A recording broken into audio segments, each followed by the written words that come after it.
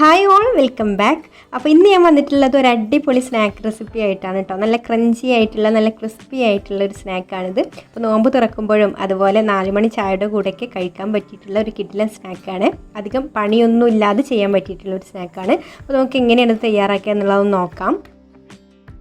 വീഡിയോയിലേക്ക് പോകുന്നതിന് മുമ്പ് നിങ്ങൾ ആദ്യമായിട്ടാണ് ഈ ചാനൽ കാണുന്നതെന്നുണ്ടെങ്കിൽ സബ്സ്ക്രൈബ് ചെയ്തിട്ടില്ലാത്തവരാണെങ്കിൽ ഒന്ന് സബ്സ്ക്രൈബും കൂടെ ചെയ്യണേ.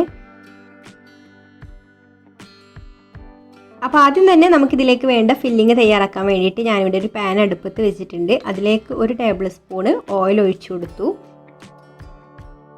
ഓയിലൊന്ന് ചൂടായിട്ട് വരുമ്പോൾ നമുക്കിതിലേക്ക് ഒരു 2 സവാള ഇതുപോലെ ചെറുതായിട്ടൊന്ന് അരിഞ്ഞതിട്ട് കൊടുക്കാം. പിന്നെ ഇതിലേക്ക് ഒരു 2 പച്ചമുളക് ഇതുപോലെ ചെറുതായിട്ടൊന്ന് മുറിച്ചെടുത്തിട്ടുണ്ട്, അതും കൂടി ഇട്ട് കൊടുത്തിട്ടുണ്ട്. ഇനി നമുക്കിതിലേക്ക് പാകത്തിനുള്ള ഉപ്പും കൂടി ചേർത്ത് കൊടുത്തിട്ട് നന്നായിട്ടൊന്ന് വഴറ്റിയെടുക്കാം.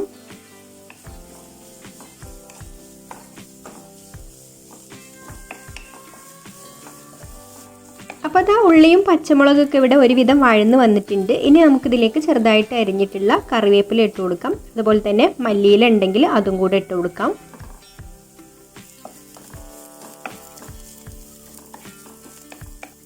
ഇനി നമുക്കിതിലേക്ക് 1/4 ടീസ്പൂണ് മഞ്ഞൾപ്പൊടി ചേർത്ത് കൊടുക്കാം. പിന്നെ ഒരു 1/2 ടീസ്പൂണ് കുരുമുളക് പൊടിയും 1 ടീസ്പൂണ് ചിക്കൻ മസാലയും കൂടെ ചേർത്ത് കൊടുക്കുന്നുണ്ട്. ഇനി ഈ മസാലയുടെ ഒക്കെ ഒന്ന് പച്ചമണം മാറി വരുന്നത് വരെ ഒന്ന് വഴറ്റിയെടുക്കാം. ഇനി നമുക്കിതിലേക്ക് ഇതുപോലെ ഉപ്പും കുരുമുളക് പൊടിയും ഇട്ട് വേവിച്ചെടുത്തിട്ടുള്ള ചിക്കൻ ഞാൻ മിക്സിയുടെ ചെറിയ ജാറിലിട്ടിട്ട് ഒന്ന് ചെറുതായിട്ട് ക്രഷ് ചെയ്തെടുത്തിട്ടുണ്ട്, അതും കൂടി ഇട്ട് കൊടുത്തിട്ട് ഇളക്കി കൊടുക്കാം. ഇപ്പോൾ ചിക്കനിലൊക്കെ നന്നായിട്ട് മസാലയൊക്കെ പിടിച്ച് വന്നിട്ടുണ്ട്. ഇത്രയും മതി. ഇനി നമുക്ക് ഫ്ലെയിം ഓഫ് ആക്കാം. അപ്പോൾ നമ്മുടെ ഫില്ലിംഗ് ഇവിടെ റെഡി ആയിട്ടുണ്ട്. ഇനി നമ്മളിവിടെ കുറച്ച് ബ്രെഡിൻ്റെ സ്ലൈസ് എടുത്തിട്ടുണ്ട്. അതിൻ്റെ സൈഡൊക്കെ അതുപോലെ ഒന്ന് കട്ട് ചെയ്ത് മാറ്റാം.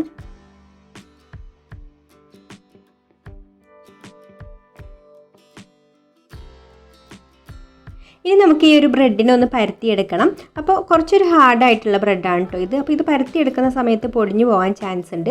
അപ്പോൾ നല്ല സോഫ്റ്റ് ആയിട്ടുള്ള ബ്രെഡാണെങ്കിലേ ഉള്ളൂ നമുക്ക് നന്നായിട്ട് പരത്തിയെടുക്കാൻ പറ്റുള്ളൂ. അപ്പോൾ നമുക്ക് ഇനി ഈ ബ്രെഡിനെ ഒന്ന് സോഫ്റ്റ് ആക്കി എടുക്കാൻ ഞാൻ എന്താ ചെയ്യുന്നതെന്ന് വെച്ചാൽ, നമ്മളിതുപോലെ ആവി കയറ്റുന്ന പാത്രത്തിൽ അതിൽ അല്പം വെള്ളം വെച്ചിട്ട് തട്ട് വെച്ചിട്ട് അതിൻ്റെ മുകളിൽ ബ്രെഡ് വെച്ചിട്ട് ഒന്ന് ആവി കയറ്റിയെടുക്കാം. അപ്പോൾ ആവി കയറ്റിയെടുത്ത ബ്രെഡാണ് കേട്ടോ ഇത്. അപ്പോൾ ഇങ്ങനെയുള്ള ബ്രെഡ് ആകുമ്പോൾ നമ്മൾ പരത്തിയെടുക്കുമ്പോൾ നന്നായിട്ട് തന്നെ പരന്ന് കിട്ടും, അതുപോലെ പൊടിഞ്ഞു പോകുമൊന്നുമില്ല.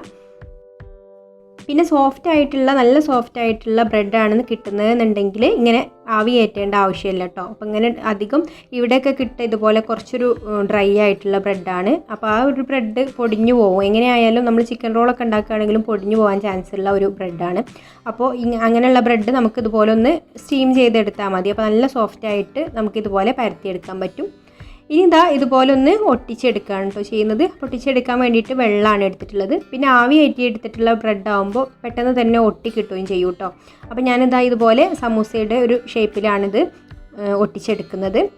അപ്പോൾ നിങ്ങൾക്ക് ഏത് ഷേപ്പിലാണോ ഇഷ്ടം അതുപോലെയൊക്കെ മടക്കിയിട്ട് ഒട്ടിച്ചെടുക്കാം.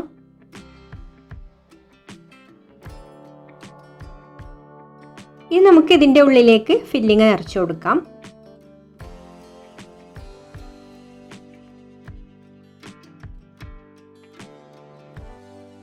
ഇനി നമുക്ക് ഈ ഒരു ഭാഗത്തൊക്കെ വെള്ളമാക്കിയിട്ട് ഇത് അടക്കി ഒട്ടിച്ചെടുക്കാം.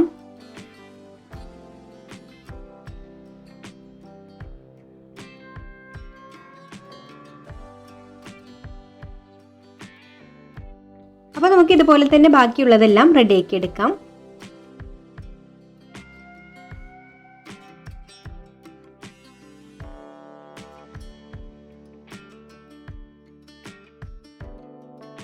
ഇനി ഞാനിവിടെ ഒരു ബൗളിൽ മുട്ട പൊട്ടിച്ച് വെച്ചിട്ടുണ്ട്. അതിലേക്ക് അല്പം ഉപ്പും അല്പം കുരുമുളക് പൊടിയും കൂടെ ചേർത്ത് കൊടുത്തിട്ട് നന്നായിട്ടൊന്ന് ബീറ്റ് ചെയ്തെടുക്കാം.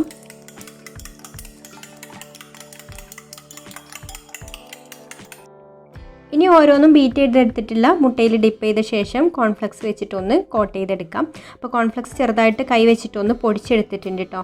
അപ്പോൾ ഇതിന് പകരം വേണമെങ്കിൽ ബ്രെഡ് ക്രംസും എടുക്കാം. പിന്നെ കോൺഫ്ലെക്സ് ആകുമ്പോൾ കുറച്ചും കൂടെ ഒന്ന് ക്രഞ്ചി ആയിട്ടുള്ളൊരു ഫീല് കിട്ടും കേട്ടോ. കുറച്ച് പുറം ഭാഗം നല്ല ക്രിസ്പി ആയിട്ടിരിക്കും. അപ്പോൾ കൂടുതലൊരു ടേസ്റ്റിയാണ്.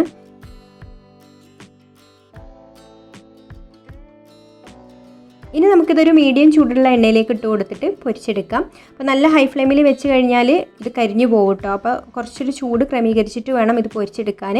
ബ്രെഡ് ആയതുകൊണ്ട് പെട്ടെന്ന് തന്നെ കരിഞ്ഞു പോകും.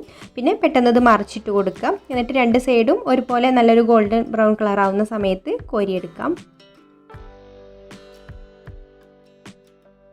അപ്പോൾ ഇതാ എല്ലാവർക്കും ഈസി ആയിട്ട് തയ്യാറാക്കാൻ പറ്റുന്ന സ്നാക്ക് ഇവിടെ റെഡി ആയിട്ടുണ്ട്. അപ്പോൾ നിങ്ങൾക്കൊരു വീഡിയോ ഇഷ്ടമായിട്ടുണ്ടെങ്കിൽ ഒന്ന് ലൈക്ക് ചെയ്യുക, ഇഷ്ടപ്പെട്ടിട്ടില്ലെങ്കിൽ ഡിസ്ലൈക്കും ചെയ്യാം. പിന്നെ ഈ ചാനൽ സബ്സ്ക്രൈബ് ചെയ്യാതെ കാണുന്നവരാണെങ്കിൽ ഒന്ന് സബ്സ്ക്രൈബും കൂടെ ചെയ്യണേ. അതുപോലെ നിങ്ങളുടെ അഭിപ്രായങ്ങൾ താഴെ കമൻറ്റ് ചെയ്യാൻ മറക്കരുത് കേട്ടോ. അപ്പോൾ ഇനി മറ്റൊരു നല്ല റെസിപ്പിയുമായിട്ട് അടുത്ത വീഡിയോയിൽ കാണാം. താങ്ക്